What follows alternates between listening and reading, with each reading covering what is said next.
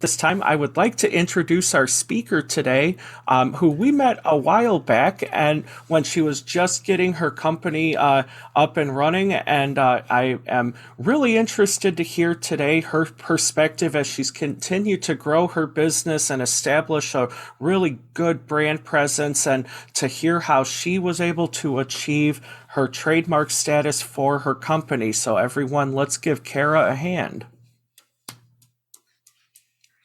Everybody, thank you so much, Ryan. It's great to be here. And so I wanted to begin first, I guess, by saying that this is going to be pretty anecdotal. I am not like a trademark specialist or anything. I only know kind of my limited experience. And it was a very bizarre experience. I hope that if you guys ever have to go through the trademarking process, it will be more straightforward than it was for me, because it's quite the story, which is perfect, but it was definitely non-traditional. So to give you like a little bit of background, I started my company, the Memory Collective, in 2019. And at that point, it was really just a pretty small it was just one idea, I guess is what I'm trying to say. I wanted to start a company where I am interviewing people and then about like their stories, their memories, and then I take those stories and I transcribe them so they're in written form. And then I use my art and design skills to format those in such a way, like incorporate their photos, and like I can do like amateur photography, so I can do like if they have like artifacts or something that they'd like to include along with those things that are relevant to the memories, then I can take photographs of that, include those, and then compile all of it into a physical book. I don't do the bookbinding part. I work with a local bookbindery, but they use like these old kind of almost, I should not say archaic techniques. They're just like turn of the century techniques that are, in my opinion, far superior to the mass produced quality of most books today. So the idea being that these books will give you the very best opportunity for them to last for centuries and not just like a handful of decades. So that was the original idea. And I did not know going in that I'm actually doing one of these books right now. That's my heirloom product. And it has now become like the most expensive. It's kind of like a boutique product. And because it takes, I've been working on this project for over a year. And just between like going back and forth between the clients and all of those things, it's just a very time consuming thing. And therefore it's relatively expensive to do, especially if you have a lot of content that you want incorporated. So that was the service that I wanted to trademark. And it's both my product and my company name. When I thought of that idea, that product was called a Memory Collective. And technically, like it still is, I just have branded it as more like an heirloom Memory Collective to differentiate it from some of my other products. So when I thought of the Memory Collective, I thought of it probably about maybe just like a couple weeks after the initial idea. And I was already like, the more that I thought about it, the more attached I became to that name. And I realized pretty early on that I wanted to protect that. I didn't make the initial jump probably until, I don't know, like at least a few months into like after I had formed an LLC. But I just realized that this name is very special. And even for those of you who do already know me and know what my company is, I don't often really talk about the actual name, the Memory Collective, and its significance and all the layers that it has. And this actually is very relevant to the trademarking process. So for me, the Memory Collective is representative of not only just you as an individual kind of collecting your thoughts so that they can be made into stories and shared with other people. It's also about me as an active listener, helping you collect those memories and put them into a different form. As the company grew, this name kind of evolved into this bigger idea of a collective of people, memory givers, who are all kind of dedicated to passing along their stories and becoming kind of part of this world collective of memory, living memory, that will be passed down to future generations. And there's yet one more layer where, I guess technically kind of two, but the idea is that eventually I want the Memory Collective as a company to be kind of like a hub for a whole bunch of different companies that all connect with us to help in various ways with capturing memories. So the collective is artisans who all care about passing down memories. And then the final layer is about like when my company is actually employing people and we have all like this workforce of people who are all helping other people collect memories and then working with those memories and molding them, transmuting them into something that can last the test of time. So that is like the full vision of the name, the Memory Collective, which is, as I said, pretty relevant in the trademarking process. And I'll get to why that is so relevant in a minute. So that's why I really wanted to trademark it kind of from the beginning, because I didn't want to go through all this branding process and then have someone else come along and, trademark that and swipe it out from under me. And then now I not only lost like this name that I'm really attached to, but now I also have to remarket everything. So it just seemed like, even though the initial cost of doing it, I just wasn't sure if I should do it, but I'm very glad that I did. And it seemed like in the long run, it could end up saving me money and a lot of heartbreak. So I approached an attorney that was recommended to me by someone in a networking group. And I'm not going to reveal the name of this attorney. I'm just going to call her an attorney because you'll understand why by the end of the story. But I kind of told her about my idea and why I wanted to trademark it and the initial, just that initial product. And so she kind of did a little bit of digging, determined like, yeah, this should be doable. Like Google search doesn't reveal that somebody else is competing with this. Like I don't really see anything that would conflict or create consumer confusion. That's one of the really big things is like if you don't want to have or you really cannot have a trademark, you cannot trademark something that would create consumer confusion with something else, with a different company. So if it's too close or something about the name might make you think of a different company or a different product that already is trademarked, then you wouldn't be able to do that. So we went back and forth about which class. There are all these different classes underneath within the trademark law. And so I was overwhelmed by all the different classes and where I should even start. Someone recommended to me that I could do this on my own. I firmly disagree. I would not recommend trying to go this on your own if you do want to trademark something. Knowing what I know now, I am so glad that I didn't even attempt that because it would have been a waste of time and money.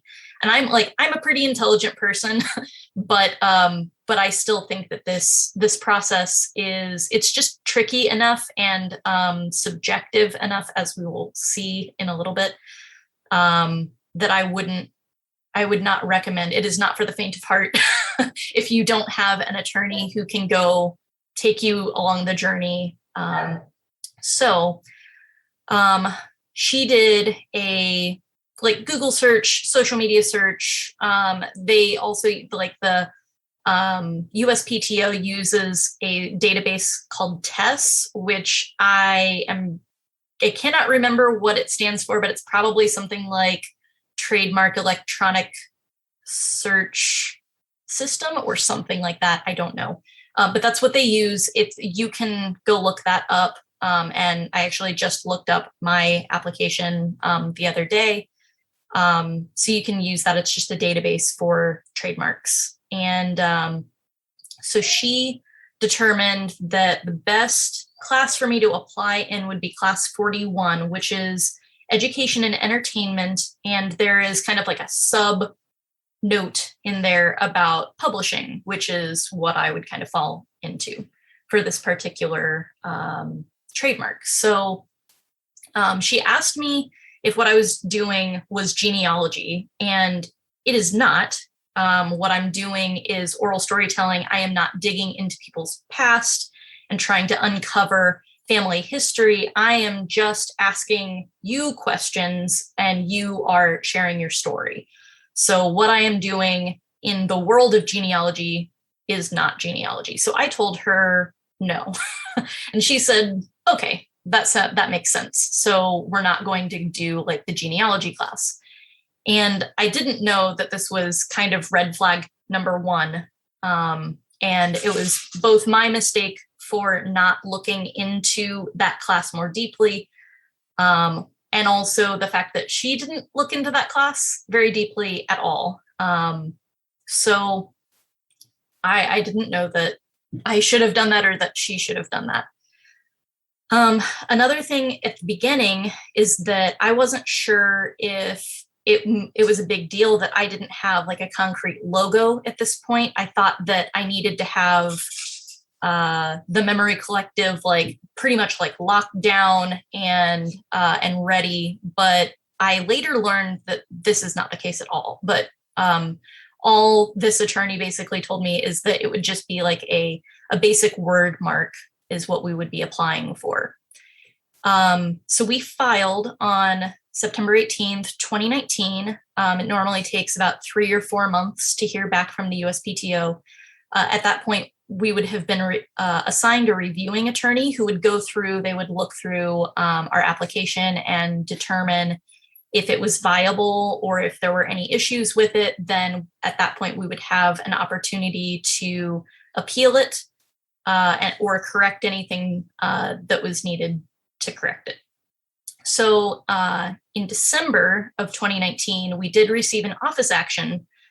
And I didn't really understand because she didn't really explain it very well, that this is just part of the process. It's not uncommon to receive an office action. It does not mean you have been officially denied and there's nothing you can do about it. It just means that they found an issue that needs to be resolved one way or another. And if you can't resolve it, then it will be ultimately denied. So the denial that they came back with for this was there's a company in California, a publishing company called the Book Collective Studio. And this particular reviewing attorney thought that that was confusing to the consumer. It was too close to the Memory Collective because I deal with books. And so they ultimately said, like, no, you can't do that. You can't trademark the Memory Collective because the Book Collective Studio exists, which I thought was garbage and was pretty upset about that. But I didn't know like what to do about that or really how to, like what argument to make. And so let's see, I'm kind of checking my notes here. We did not have to respond for 6 months. And my attorney basically said they are still in the process of trademarking the Book Collective Studio. So she thought, they still need to provide evidence of use in commerce for this. So if they fail to provide that evidence, this could be a moot point. They could deny their application and then we could just move forward. So she recommended that we wait just like a couple months to see if they were going to do that or not. So that would have, a couple months later would have been February of 2020. And at that point, we're right around there is, of course, when the pandemic started, which not only set my company into a very expansively different direction, but it also distracted me from this whole process. And it probably did the same for her. So I realized in probably, I think it was like July, I want to say, that I had not heard from her at all in the past like 6 months, which is like the end of our deadline to appeal. And in this time, I had done a whole bunch of business development. I had changed directions in my company. I still offer the heirloom, but it is no longer my primary focus because, like, with the economy in a global pandemic, does not really lend to people buying a pretty expensive product. And the more that I researched and looked into making this heirloom project, the more that I realized like how time intensive it would be. And therefore, like, not only was I needing to up my prices for that, but I still to this day, I'm not sure whether they are quite high enough for the amount of work that goes into it. So I never wanted the Memory Collective as a company to be only marketing, only catering, and helping the wealthy or upper middle class document their memories. That's not what I'm about. I'm happy to work with them, but I wanted to be able to work with everyday people, low income families, and even families who can't afford a single penny to this. So I was developing products that would allow me to work with them, whether it's through educational services or creating very, very inexpensive resources for them to be able to do this on their own. I was developing like a consultation service, still am, and I'm creating a course that will help educate people about how to do this on your own, and also breaking down. So instead of doing that full heirloom process, I am now also allowing people to, like, I can just help you facilitate an interview, and then that can be the end of the project. Or I can edit the audio or video for you after, which is more advantageous to you, and that can be the end of the project. So I kind of just broke things down. So with all that in mind, I kind of came back to her, which was in July. Yeah, it was July. So I came back to her and was like, I'm afraid that we missed the deadline. Did we miss the deadline? She asked if I still wanted to appeal. And I explained, like, well, my company is kind of going in several directions right now. So can we have another meeting and we can kind of discuss how to go from here? Because I may want to add more to this trademark application. And I realize it would be a separate application, but I think it makes sense for me to do that. So she said that we could still make an argument, but she was kind of unhelpful about what that argument should actually be. And to this day, I still don't understand her logic. She was kind of recommending that we incorporate some branding into the application to make it more like solidified or something. But knowing what I know now, that advice doesn't really make any sense to me, and I don't see how it would have been helpful. So right around that time, I was involved in a pitch contest, and that consumed my life. So now we flash forward to after the pitch contest, and which was a couple months later, and I just kind of realized I didn't really want to work with this attorney. And in the span that I had met her, I had met a different IP attorney who actually lived in my neighborhood. And he was just, I will tell you his name. His name is Darren, and he is fantastic. Joy to work with. If you need an IP attorney, I will contact me and I'll connect you with him. But he was just like, he was phenomenal in the fact that he was so invested in what I was doing. He really took the time to get to know me, my products, what I was trying to do.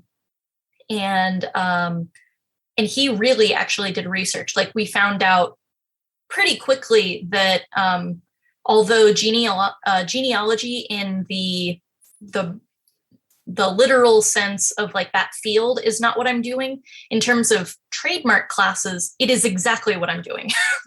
So if she had done, my original attorney had done any digging into that at all, or I guess understood what I was doing, she should have said, you would want to file under genealogy probably before class 41, and genealogy would be class 45.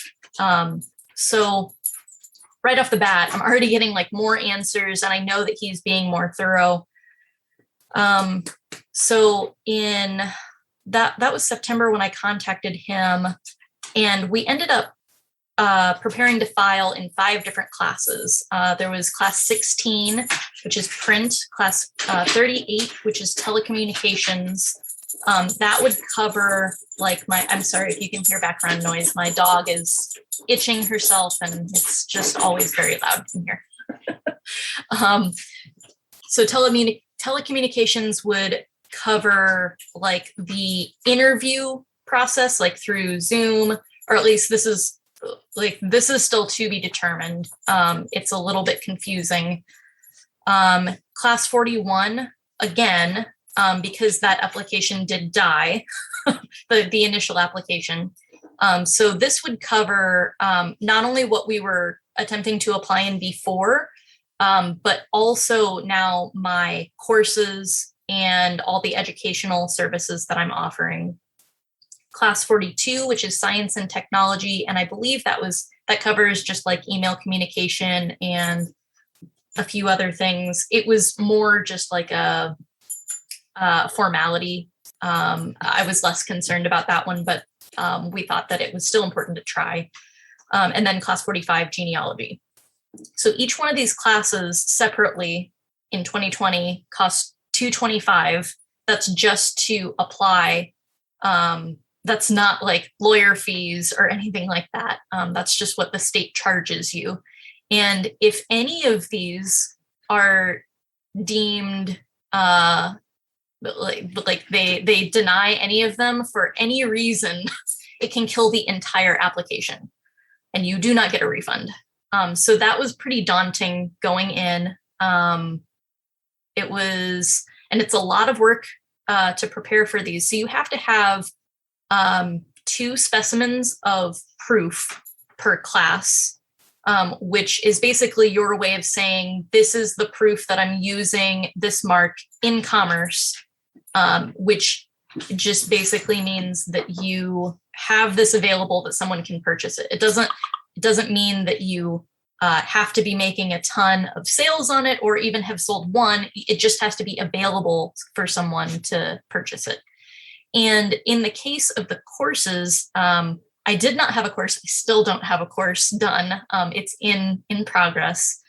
So in that case, we filed for an intent to use, which basically just it acknowledges that you don't have it yet, but you will have it by X date, or you can file for an extension. But when you can show proof, then they just backdate it to the original application date, so that if somebody came in during that process and tried to trademark your mark in that class, they wouldn't be able to do that. So it still protects it. So Darren worked on what they call pre-filled language of the application, which I was not privy to or part of the process in my original application. I didn't even know that was a thing. So he worked on that, and that's basically like pre-written language that other people have used, and then you kind of pull from those things and adapt them to your particular application. And so he worked on that. I worked on proofs, because although you only need 2 per class, what ends up being possible is that, so like this was particularly an issue in class 16, which is print. So I wanted to apply for all of these different like, so within print, I'm going to pull up.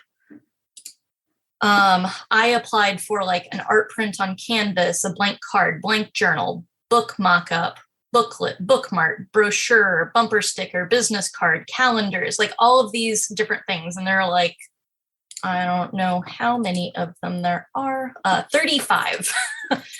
So there are 35 of these. And the USPTO, the reviewing attorney, could come back, even though we've provided 2 specimens, they could come back and say, hey, we'd like to see a calendar that has your mark on it. And if I don't have that, they could be like, oh, you don't have that? Well, you said you did, so denied. And I didn't want that to happen. So I went through and legitimized everything that that we were applying for. And the way that I did that, and I feel like this is kind of like a hacking way to do it, but I just used a company called Zazzle, which is like a print on demand service. And this allows me to have like these products up on a marketplace where anybody can buy them, but I don't necessarily have to like advertise them or anything, but they have my mark on it. So I feel like that's a good way to get around it. You just upload the design. I didn't have to buy my own products and spend a whole bunch of money doing that. I could just design them, upload them, and then send the link to the USPTO and say, this is where you can buy it. This is where it's available for commerce. So let's see. We applied officially on December 31st of 2020, and it was the very last day before the prices jumped up. As of 2021, the prices got bumped up. So I was like, I want to try and save money by doing it in 2020. So we did meet that deadline, applied on New Year's Eve. And then we waited for, I think it was like 7 months. Now that's a long time, but that was, we are thinking due to the pandemic. So this is where the big stress started to start for me, because when they came back, we have a different reviewing attorney now. And this reviewing attorney didn't have any issue with the Book Collective Studio. It didn't come up. They didn't care. But what they did care about was worse, because they said, no, this mark is descriptive. So it's not trademarkable at all. And what descriptive means is that the mark describes itself. So they're saying that what you're doing is collecting memories, therefore the memory collective is descriptive. And the reviewing attorney was, in my opinion, pretty snarky about it, because he even said, like, if I go onto your site, it's very clear and would be clear to anyone that the only thing that you're doing is collecting memories, which I'm just like, well, you clearly didn't look hard enough then, because that's not everything that I'm doing. So I had to come up with arguments that broke down why the memory collective as a mark is, it brings more to mind than just collecting memories. And that's why, like, what I started with is like the whole vision of what that is. It's not just collecting memories. It's also the collective of people working together to build the world's memories. And so like, those are some of the arguments that we are preparing to make. And so that was pretty stressful. There were a couple other like minor things that are easily fixable, just in the language. But I was still pretty stressed out about that particular issue, because it could kill the entire thing and make it so that I cannot trademark the memory collective at all. But this is where the twist happens and what makes this application process so non-standard. So it was, let's see, September, I got something very curious in the mail. And it was this. Let me flip to it so I can show you. It looked like something very official. I recognized like where the address was from, because that's my original attorney. And So I was like, I'm not sure whether to think that this is legitimate or not, but I open it up and I see this. And I mean, this looks legit, but I'm thinking it's got to be a scam because it's like we haven't submitted our rebuttal, and they wouldn't have approved it. And Darren would have told me if we had landed a trademark, I think.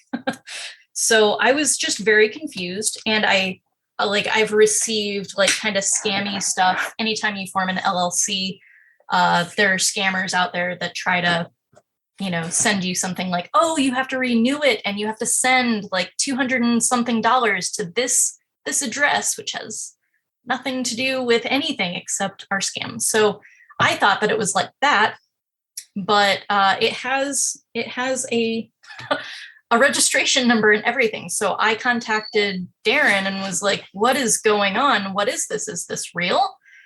And so after he did some digging, he said, yeah, this is real. It's a real mark. It is really actually registered. And then we were left trying to figure out what in the world happened. And it's registered under my former attorney's, like she is the attorney that got it registered. And so our running theory is that when she failed to communicate with me in those initial 6 months, and we missed our deadline, I thought that was my fault for failing to communicate with her. My Darren informed me, no, that's her fault and that's malpractice. So we think that she, on my behalf slash her behalf, so that I couldn't sue her, which I didn't even know I should consider doing, she revived the application, appealed the application, won the appeal, got everything set into motion, and got it approved without telling me that she was doing any of this. So that's how I ended up with a trademark. It is not a standard thing. I hope that that's not how any of you would come by a trademark. But that is how it happened for me. Now, what's beautiful about this is that because she got it approved, and now I have a piece of paper that says the Memory Collective is not descriptive. You guys said that it wasn't descriptive. Now this is kind of like our Excalibur to fight the other defenses that this particular reviewing attorney, like they will conflict with one another if he doesn't agree with this attorney. So we had a good laugh at that, and so I'm hoping that the rest of the story has a happy ending. But we still are forming our arguments for the other, technically all 5 classes, because this particular one for class 41 is just publishing books in the field of memories and tribute books for others other than for advertising and publicity. Whereas the other one includes all like the courses and the educational pre-filled language as well. So that's my story. I would say biggest takeaways: get an attorney who is actually going to take the time to understand truly what you're trying to accomplish and will research properly. Also, another thing was that a basic word mark.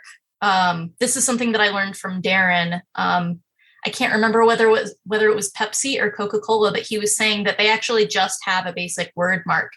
Now they may have other trademarks that do cover certain logos or something, but for if it is Coca-Cola, it's just a basic word mark, which allows them to rebrand around that however they need to without having to worry about it. So I thought just a word mark was a weaker trademark, but I think if it's good enough for Coca-Cola, it should be good enough for me too. So just also make sure that your mark isn't descriptive. And Darren did warn me going in that they could come back saying that it was descriptive, but he also said, I think we can form a powerful argument against that, so I wouldn't worry too much about it. And another thing is that reviewing attorneys opinions are entirely subjective, which I didn't realize was going to be a thing. And the last thing was just if you apply for multiple marks at once or multiple classes within that mark, just be aware that if one thing falls through, it could kill your entire application. So I think those were the big takeaways that I found. And yeah, I can open it up if anybody has questions about the process or anything.